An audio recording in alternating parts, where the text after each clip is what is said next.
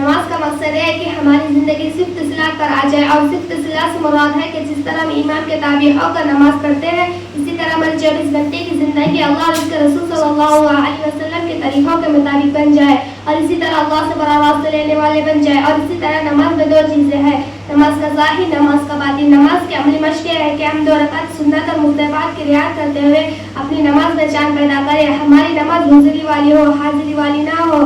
میری بہنوں، ہمارا وضو اچھا ہوگا تو ہماری نماز اچھی ہوگی، ہماری نماز اچھی ہوگی تو ہمارے باقی معاملات بھی اچھے نکل آئیں گے۔ خوب دل میں عظمت کے ساتھ، انتہائی ادب کے ساتھ رکوع، سجدہ، قیام، قاعدہ پوری نماز دلجوئی، دلجمی کے ساتھ ادا کریں۔ میری بہنوں، سورۃ المومن پارہ نمبر 18 آیت نمبر 1 اللہ رب العزت فرماتے ہیں کہ فلاح پا گیا وہ مومن جس نے اپنی نماز میں خشوع کو پیدا کیا۔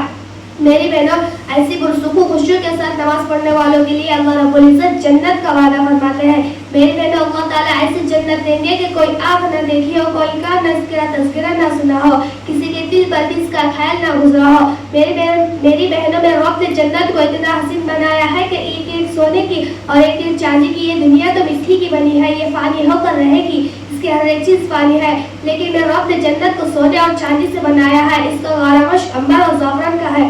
میری بہنوں، پہلے کے صحابہ اور صحابیات ایسی نماز پڑھتے تھے کہ نماز کے ذریعے اپنی ہر بات اللہ رب العزت سے مانگ لیا کرتے تھے۔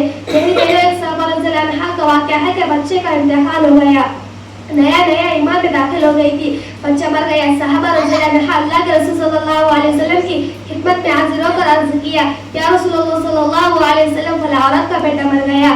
اللہ کے رسول صلی اللہ علیہ وسلم نے فرمایا اس کی ماں کو خبر دو۔ جب صحابہ رضی اللہ عنہ نے عرض کیا، یا رسول اللہ صلی اللہ علیہ وسلم، اس کی ماں ابھی ایمان میں داخل ہوئی ہے، کچھ دن گزرے ہیں، کہیں ایسا نہ ہو کہ عورت زاد ہے برداشت نہ کر سکے، اس لیے اس کی ماں کو بطع بغیر ہی دفن کیا جائے۔ اللہ کے رسول صلی اللہ علیہ وسلم نے فرمایا نہیں، اس کی ماں کو خبر دو۔ جب اس کی ماں کو اطلاع دی گئی تو ماں آئی، وضو کیا، 2 رکعت نماز پڑھی، اس کے بعد اللہ سے دعا کی، اے میرا رب، اے اللہ، آپ میرے بیٹے کو قیامت کے دن زندہ کرنے پر قادر ہے، اور آج بھی اے میرے رب میرے بیٹے کو زندہ کر دو، ورنہ میرے خاندان کے لوگ مجھے تانا دیں گے کہ اسلام میں داخل ہو گئی اور سر پر پریشانی آ گئی۔ اے میرے رب، میں تیرے اور تیرے نبی صلی اللہ علیہ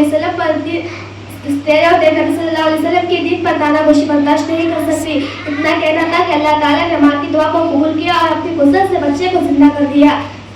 حضرت انس رضی اللہ عنہ فرماتے ہیں کہ رسول صلی اللہ علیہ وسلم نے ارشاد فرمایا، میری آنکھوں کی ٹھنڈک نماز میں رکھی گئی ہے۔ حضرت عمر رضی اللہ عنہ فرماتے ہیں کہ رسول صلی اللہ علیہ وسلم نے ارشاد فرمایا، نماز دین کا ستون ہے۔ حضرت جابر بن عبداللہ رضی اللہ عنہ سے روایت ہے کہ رسول صلی اللہ علیہ وسلم نے ارشاد فرمایا، جنت کی کنجی نماز ہے، نماز کی کنجی وضو ہے۔